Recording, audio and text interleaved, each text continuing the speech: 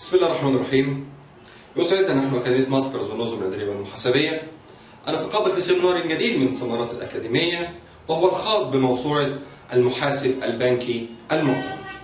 هذه الموسوعة المقدمة من خبراء ماسترز والنظم الإدارية والمحاسبية عزيزي وزميلي المحاسب المالي تأتيك في صورة حقيبة تدريبية متكاملة تتكون من مجموعة من الأسطوانات التعليمية بالإضافة إلى شهادات، بالإضافة إلى كارنيهات الID. قبل ما نخش في محتوى العلمي للموسوعة المحاسبية العملية والتطبيقية من أكاديمية ماسترز والنظم الإدارية والمحاسبية، خلينا نتكلم سريعا على مفهوم المحاسبة البنكية وأصول هذا العلم الخاص بعلم المحاسبة البنكية.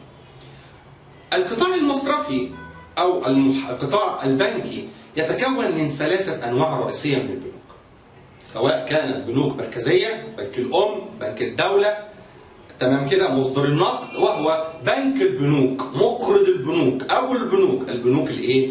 المركزية في الدول. أيضا البنوك التجارية، وهي تقوم بقبول الودائع على أن تقوم بدفعها عند الطلب من قبل العملاء وحسب الاتفاق والمدة الزمنية لعملية الإيداع. أو قد تكون بنوك متخصصة كالبنوك الزراعية والبنوك العقارية وما إلى ذلك. دورنا في المحاسبة البنكية يتلخص في مجموعة من الوظائف الهامة التي تقوم بها البنوك التجارية. طيب، يبقى إذن السؤال: ما هو أو المهام أو الوظائف الموجودة في البنوك التجارية؟ قبول الودائع، تقديم القروض، خصم الأوراق التجارية وتحصيل الأوراق التجارية، أيضا إصدار الأوراق المالية نيابة عن العملاء في عملية الاكتتاب على سبيل المثال، تحصيل توزيع الأوراق المالية، إصدار خطابات الضمان، إصدار وفتح الاعتمادات المستندية، بالإضافة إلى تأجير الخزن وتبديل العملات والقيام التحويلات النقدية بين العملاء. أيضا إصدار بطاقات الائتمان وشراء الديون وإدارة الأموال، بالإضافة إلى بعض البنوك المتقدمة كتقديم الخدمات الاستشارية عند الطلب. هذا من منظور الوظائف الأساسية والعامة المستخدمة في البنوك التجارية. إذا تحدثنا عن البنوك المركزية، إصدار العملة المحلية للدولة، وكيل الدولة المالي، بنك البنوك، الإقراض للبنوك التجارية، وكذلك عملية التدريب. إذن البنوك التجارية والمتخصصة لها مجموعة من الأقسام. علينا نحن كمحاسبين ماليين إدراك ماهية هذه الأقسام، ثم بعد ذلك إدراك عمليات التوجيه المحاسبي للتعاملات المالية داخل تلك الأقسام. قد تكون هذه التعاملات المحاسبية خاصة بخزينة البنك، أو قد تكون خاصة بالحسابات الجارية أو حسابات التوفير، وكذلك حسابات الودائع، التعاملات المحاسبية في مجال الأوراق المالية والأوراق التجارية، التعاملات المحاسبية في مجال خطابات الضمان، التعاملات المحاسبية في مجال الاعتمادات المستندية، كذلك التعاملات المحاسبية في مجال بطاقات أو إصدار بطاقات الائتمان للعملاء، وكذلك بعض التعاملات المحاسبية الخاصة في المقاصة بين البنوك. عزيزي وزميلي المحاسب البنكي، تأتيك موسوعة المحاسب البنكي المعتمد المقدمة من أكاديمية ماسترز للنظم الإدارية والمحاسبية في صورة جزئين يتناولون كافة المحاور الخاصة بدبلومة المحاسب البنكي المعتمد. دكتور عبد الغني، ايه الفرق بين موسوعة المحاسب البنكي وبين أي دورة تدريبية تؤخذ في مجال محاسبة البنوك؟ أنت تعلم، أنا لا أستطيع التحدث عن مجمل وأقوم بدور الناصح في مجال التدريب، ولكن تأكد أن مستشارك المحاسبي بين يديك، تستطيع الاستماع للمادة العلمية وقت ما تريد.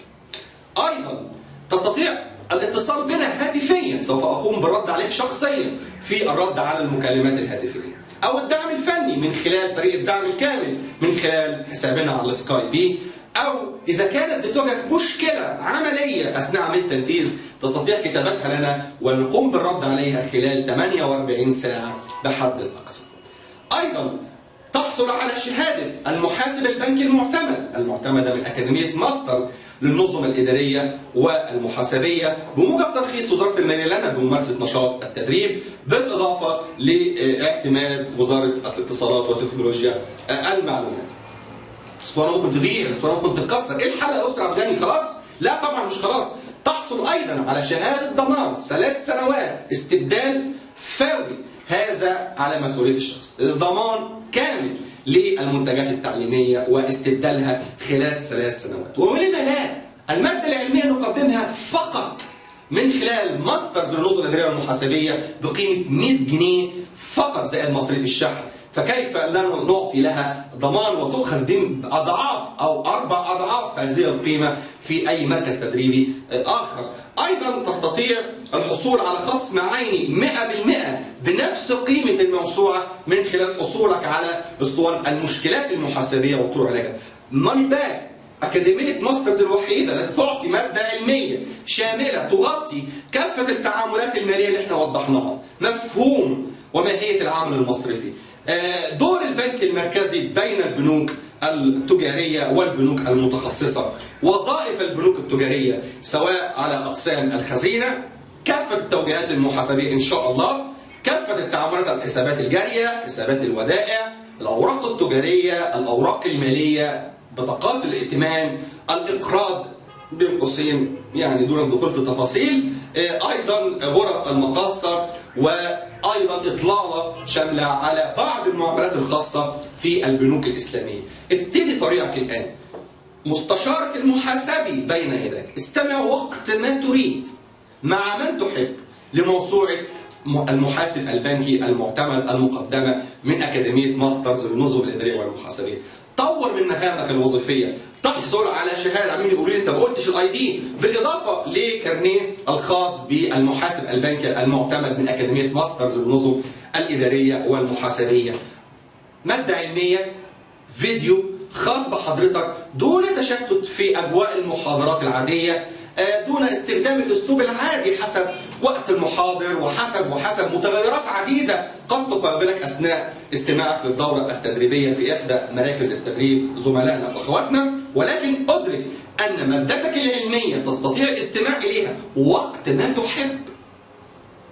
دعم فني ودعم تقني خاص بالاسطوانه مع ضمان استبدال لمده 3 سنوات. علم المحاسبه البنكيه، تستطيع الحصول واتقان علم المحاسبة البنكية من خلال موسوعة المحاسب البنكي المعتمد. أترككم في حفظ الله، والسلام عليكم ورحمة الله وبركاته.